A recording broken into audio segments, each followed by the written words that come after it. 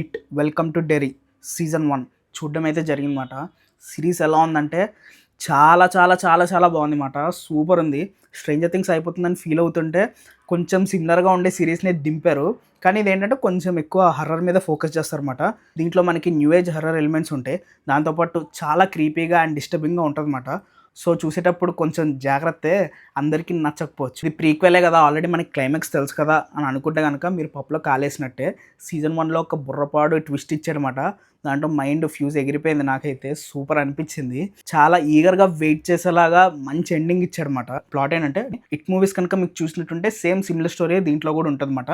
దాంతోపాటు మనకి దీంట్లో ఎక్స్ట్రాగా ఏం చూపిస్తారంటే అసలు పెళ్లి వయసేవాడు వాడు ఎక్కడి నుంచి వచ్చాడు, అసలు ఎప్పటి నుంచి డెరీలో ఉంటున్నాడు, వాడి వీక్నెస్ ఏంటి, అలాగా ఇలా కొన్ని పాయింట్స్ని టచ్ చేసి అవి చూపిస్తారు. అవి అయితే చాలా బాగుందన్నమాట. ఎస్పెషల్లీ పెన్నీవైస్ బ్యాక్ స్టోరీ మొత్తం చూపిస్తారు దీంట్లో. చాలా బాగుంటుంది.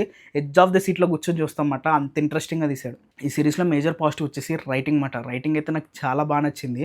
ప్రజెంట్ ఉన్న క్యారెక్టర్స్ని ఆల్రెడీ ఫ్యూచర్లో అయిపోయిన స్టోరీతో లింక్ చేస్తారు. అదైతే వేరే మాట. నాకు భలే అనిపించింది. కొన్ని క్యారెక్టర్స్ అయితే వాళ్ళ లుక్స్ కూడా చాలా సిమిలర్గా ఉంటాయి.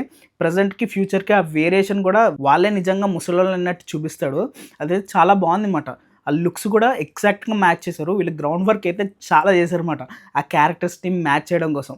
అదైతే నాకు వాళ్ళ డెడికేషన్కి హ్యాట్స్ ఆఫ్ అనిపించింది. మస్తు చేశారు. అండ్ ఇంకొకటి, ప్రతి ఎపిసోడ్కి మనకి యాంటిసిపేషన్ అనేది అట్లా పెంచుకుంటూ పోతాడు. క్లైమాక్స్ అయితే ఇంకా బ్లాస్టే మాట. చాలా బాగుంది.